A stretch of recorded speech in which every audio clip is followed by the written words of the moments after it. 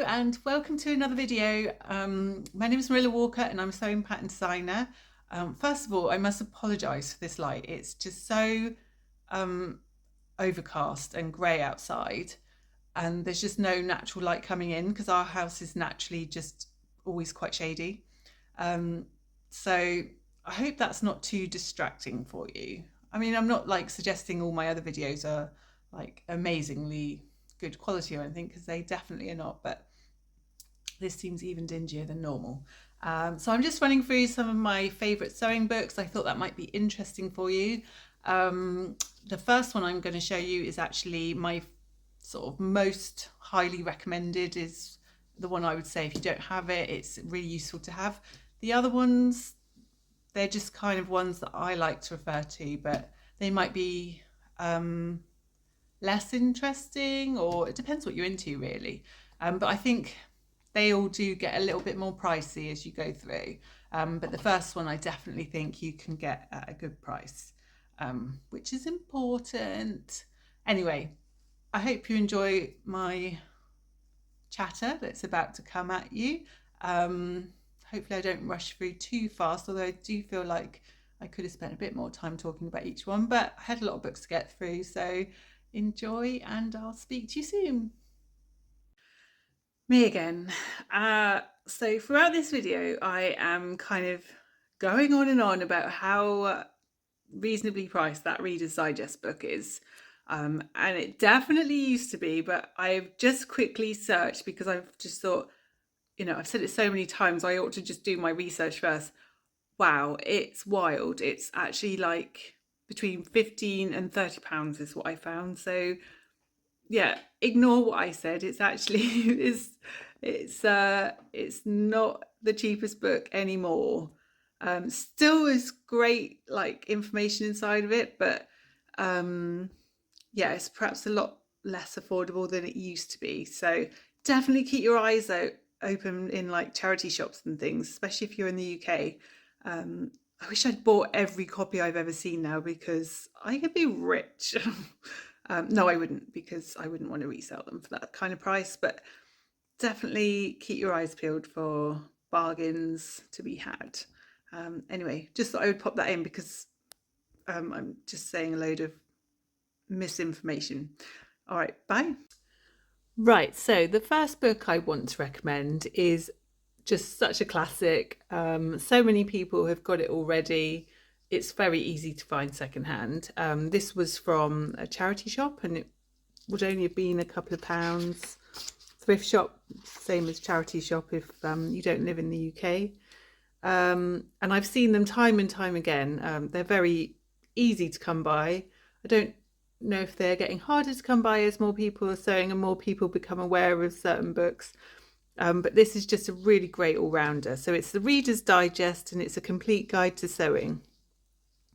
I don't know if this was published worldwide, but I assume it's something that everyone can get hold of. I don't know actually, but it's a really great book if you do happen to come by it.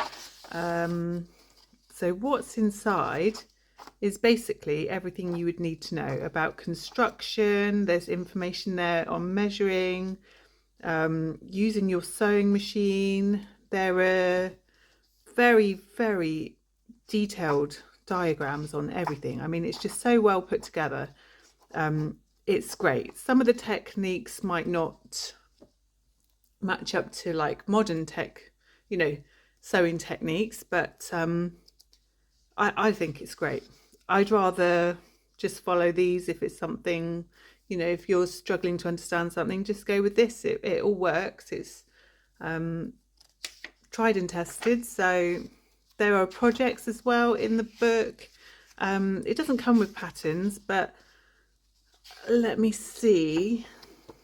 Oh, this is just construction. I mean, it's just great. Let's get to the projects. There might be, you know, like those gridded patterns where you have to kind of scale them up. Look, instructions on doing loose covers for settees and chairs. I mean, there's just nothing you can't find in here. Ah, yeah. So it gives you pattern pieces, but you have to scale them up, and obviously the sizing is very limited. So yeah, great book. If you can find it secondhand, it's very cheap. Highly recommend.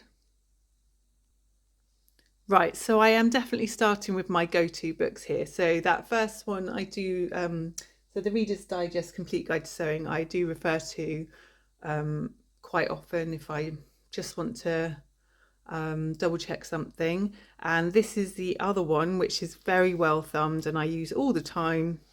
It's got my name in the corner where I got this for university. This is one of the required books that we needed to have.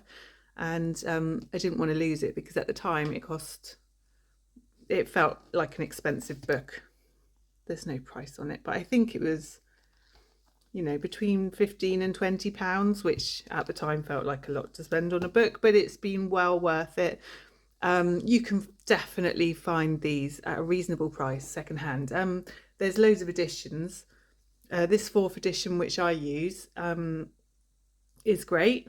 I've not had any problems with it.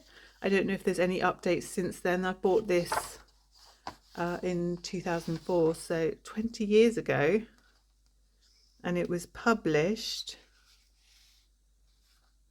let's see, 3rd edition, 4th edition. Oh no, that's a different book.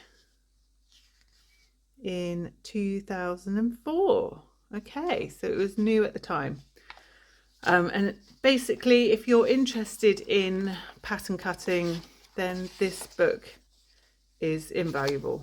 I don't refer to any other book. This is the only book I ever use. I've used it to draft all of my blocks. I've used it just for some ideas on grading. Yeah, size charts, how I wanted to set up my size charts. It's kind of a tiny but mighty book. I think in the US there's another pattern cutting book which is recommended if you're studying. I can't remember what it's called, but it's a much chunkier book than this. And I do have it, but I haven't used it at all really, because I just find this one is just so useful. It probably is a little bit hard to follow if you are completely new to pattern cutting and haven't got a tutor. It really helped me to have someone talk through from the very beginning and help us to understand what we were doing. Without that, maybe I would have struggled, but definitely not impossible. Anyway, that is my number 2 top sewing book. Right, number 3 is a bit of a niche one because it's only really relevant if you're interested in shirt making, but this is Shirtmaking, Developing Skills for Fine Sewing by David Page Coffin. And I do love making shirts, and I've just found it really useful in the past, just because it's got lots of lovely little construction details in it. It doesn't tell you how to make a shirt. I think that needs to be made clear, but it does give you a lot of inspiration should you have a pattern and you want to perhaps change some of the construction methods. Yeah, I love looking at this book. I don't follow everything to the letter. I think some of the ways this is written, it's kind of suggesting that this is the right way to do it, but I just use it as a starting off point. I don't really refer to anything as in, you know, and take the information as if it's the only way to do something. There are so many ways to complete a task. So but yeah, it's great for inspiration and a great starting off point if you're interested in shirt making. There's just some lovely, really lovely finishing details in here. So yeah, that's book number 3. So book number 4 is not one I've actually used that much. So you might think, why am I recommending it? But it's called No Patterns Needed, and it's by Rosie Martin, who I'm friends with on Instagram, and it's DIY couture from Simple Shapes. And when this came out, I went to the book launch for this because I know Rosie just from online, and I just think she was just really inspirational. She used to have a sewing blog. She doesn't do much sewing now, but Oh, I don't know if my voice went a bit shaky then, sorry. Yeah, she doesn't do much sewing now because she's gone off to other interests, but this was something that really struck me as being a really interesting book because it's written in a way that it's basically how I started sewing and how I started making patterns. So when I started sewing, I didn't used to use sewing patterns when I was a teenager. I just used to make my own from newspaper, trace around clothes, you know, just really sort of cobble together whatever I could because I had no money for spending on sewing patterns. It's just a very expensive hobby, and really fabric was my priority. Sewing patterns were not. And this totally captures that whole way of thinking, and it's like it says, it's just very DIY, and it just really encourages you to wing it basically and make patterns up and just use measurements, scrap pieces of paper, just use the shoulders from an existing garment to get the shape and all that kind of thing. It's just really great. I just think it's just a fantastic concept, and yeah, just a really brilliant book. So even if you're not really drawn to the styles that Rosie's produced for this book, it's kind of just tells you quite a lot about, oh look, there's a little lineup. It just encourages you to think creatively about what is possible without spending loads of money, and that I just think is great. Yeah, just encouraging creativity, which to me is a winner.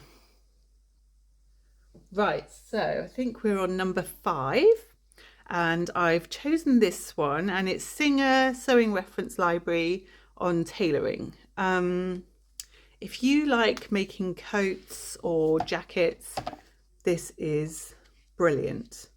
The photographs, so I don't always like photo instructions, but the photos in here are just so clear, so well done, and it's just got lots of information about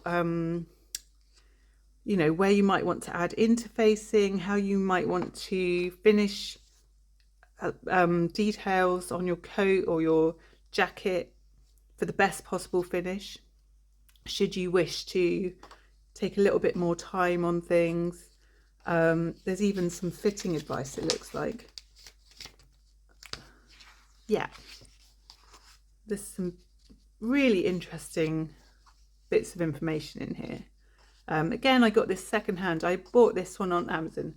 A lot of the times I will find books in charity shops, but this one was from Amazon, May 1992, and it's just still so relevant. Really useful information if you like sewing coats and things.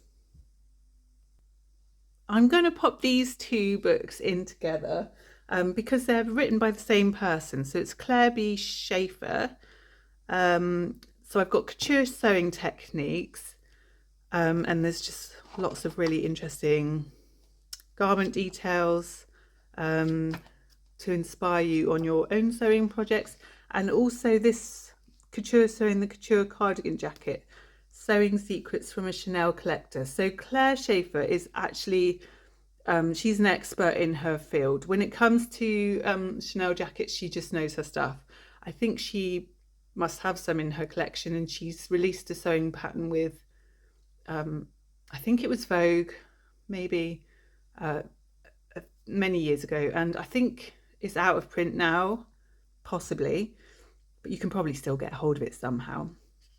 And in this book, it just goes into really great detail about how a Chanel jacket is constructed.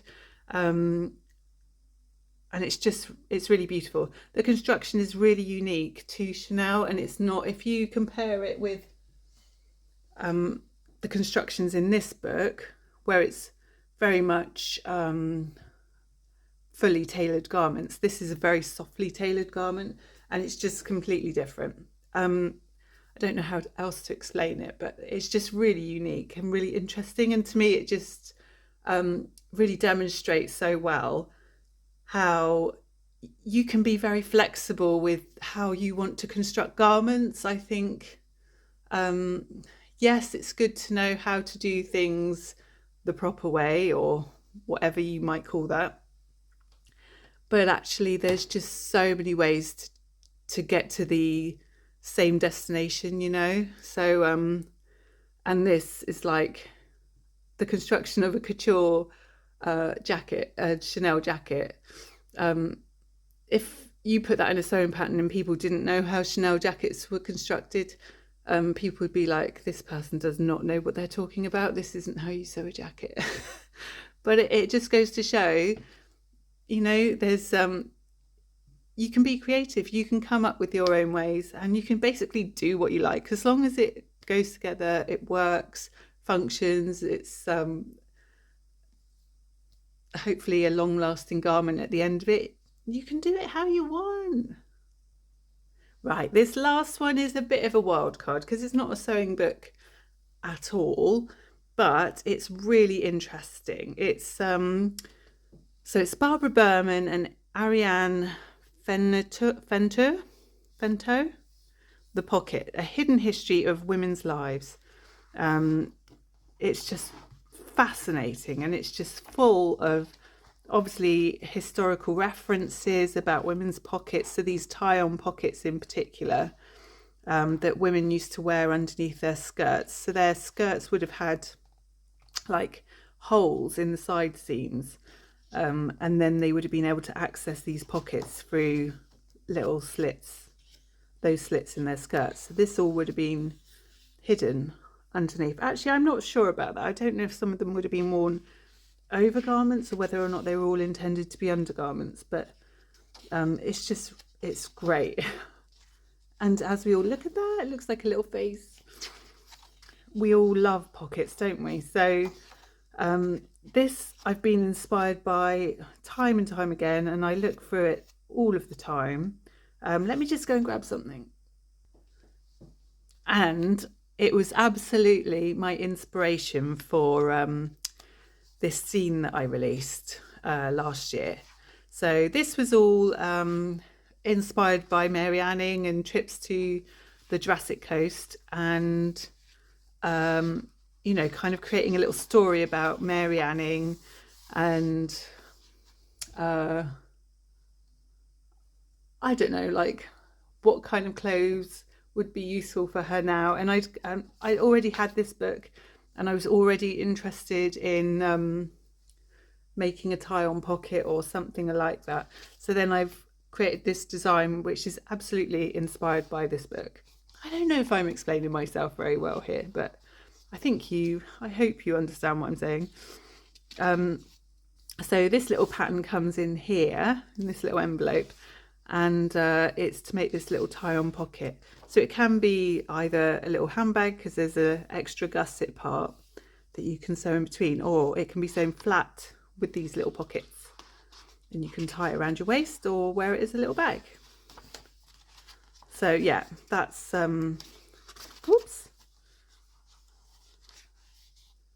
that's how I was inspired by this book here. And I absolutely love these two things together. So precious.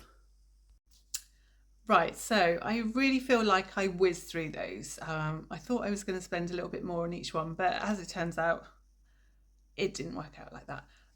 If I was just to recommend or suggest one book to have in your arsenal, it would definitely be this one, The Reader's Digest Complete Guide to Sewing, and it also happens to be the most reasonably priced one from what I can see. I still see it in charity shops a lot when whenever I'm wandering around, and I think it's better priced in charity shops than online. I think online maybe it's about £10. I haven't checked recently, but even then it's still a bargain for the amount of information you get. Yes, it's a dated looking book, like you know, it's not as clean and fresh looking as like modern sewing books, but it's so clear, the diagrams are so clear, the information is so thorough. It's just an excellent book. The other ones that I've spoken about today are much less essential.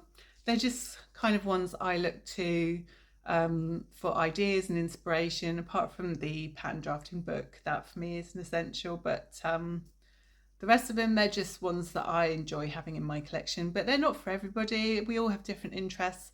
So yeah, especially if you're starting out collecting sewing books, this is the one that I think most people, or not most people, a lot of people do have, and would perhaps agree that this is such a great book.